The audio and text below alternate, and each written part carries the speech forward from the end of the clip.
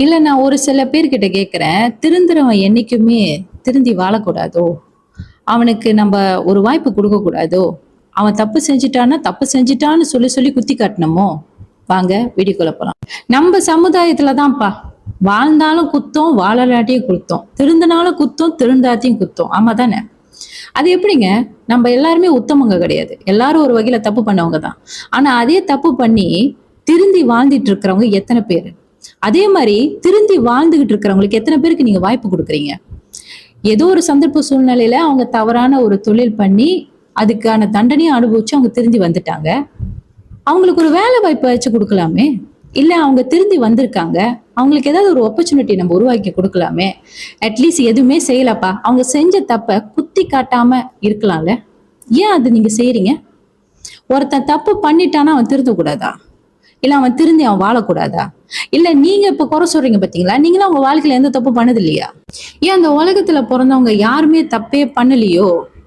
இல்ல தப்பு பண்ணிட்டனால அவங்கள ஏத்துக்க முடியாதா? சி மறக்கிறது மனுஷ குணம், மன்னிக்கிறது தெய்வ குணம்னுவாங்க. ஆனா அந்த மன்னிக்கிற தெய்வ குணம் கூட உங்ககிட்ட இல்லன்னா, அப்ப நீங்கலாம் என்ன மனுஷனுங்க? சரி அவங்க ஏதோ பண்ணிட்டாங்க. இப்ப அதுக்கு என்ன? இப்ப அதையே சொல்லி சொல்லி காட்டுனா மட்டும் திரும்ப அவங்க அந்த தப்புக்கு போயிட்டாங்கன்னா, அப்ப அதுக்கு என்ன சொல்லுவீங்க? பாரு, அவன் எங்க திருந்துறான். திரும்பவும் அந்த வேலை தானே செய்றான்ட்டு. அதுக்கு காரணம் யாரு? நீங்க தான்.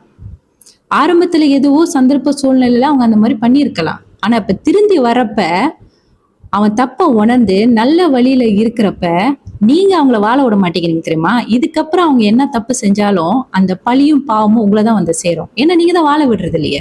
அது ஏன் நம்ம ஆளுங்களுக்கு வாழ்ந்தாலும் பிடிக்க மாட்டேங்குது, வாழனாலும் பிடிக்க மாட்டேங்குது. நல்லா வாழ்ந்தா பொறாம புடிச்சு ஏதாச்சும் ஒண்ணு பண்ணி அவன கீழ இறக்கி விட்டுறீங்க. இல்ல திருந்தி நல்லா வாழ்ந்து நல்லா வளர்றப்ப அவன் வளரக்கூடாதுன்னு சொல்லிட்டு இறக்கி விட்டுறீங்க. இல்ல அவன் அப்படியே தப்பான வழியில இருந்தாலும் அவன குறை சொல்லி அப்படியே அவன ஒதுக்கி வச்சுருவீங்க. இல்ல எப்படிதான் வாழணும் கொஞ்சம் சொல்லுங்களேன். இல்ல நீங்களே சொல்லுங்க. இந்த மாரி நல்லவங்கலாம் நாட்டுல இருக்கறனால தான் அப்பப்ப மழை பெய்யுது போல. உங்களுக்கு தெரியுமா? கடவுள் என்னைக்குமே யார அதிகமா நம்ம ஒதுக்குறோமோ, யார நம்ம குற்றவாளின்னு சொல்லி ஒதுக்கி வைக்கிறோம் பார்த்தீங்களா? அவங்க கிட்ட தான் தேடி போயி கடவுள் அனுக்கிரகம் பண்ணுவாராம். ஏன் தெரியுமா? நல்லா இருக்கிறவனுக்கு டாக்டர் தேவையில்லங்க. நோயாளிக்கு தான் தேவை.